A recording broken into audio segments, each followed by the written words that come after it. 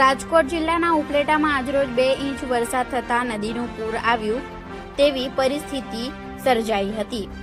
ગટરોના ઢાંકણા ખુલ્લા હોવાથી ઉપલેટાવાસી અને ઉપલેટામાં આવતા ગ્રામજનોને હાલાકીનો સામનો કરવો પડે છે। ઘણીવાર દુર્ઘટનાઓ ઘટે છે, પણ હજી સુધી નગરપાલિકા કોઈ ધ્યાન ન આપતું હોય તેવું દેખાઈ રહ્યું છે। આજે ઉપલેટામાં ખુલ્લા ગટરના ઢાંકણામાં અવારનવાર જાનહાનિ થાય એવા દ્રશ્યો જોવા મળી રહ્યા છે।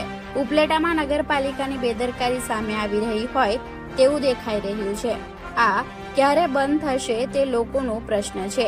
ઘણી રજૂઆત કરવા છતાં કોઈ ધ્યાનમાં ન લેતા નગરપાલિકા પોતે પોતાની મનમાની ચલાવતી હોય તેવા દ્રશ્યો દેખાઈ રહ્યા છે। તો શું ઉપલેટા નગરપાલિકા હજી કોઈ મોટી દુર્ઘટનાની રાહ જોઈ રહી હોય તેવું લાગી રહ્યું છે। અશ્વિન ચોક કે સ્મશાન રોડ કે અન્ય સ્થળો ઉપર આટલા બધા પાણી ભરાવાને લઈ નગરપાલિકા જાણે મોટી દુર્ઘટનાની રાહ જોઈ રહી હોય તેવું લાગી રહ્યું છે। Bureau report, Gujarat crime news, Upleta.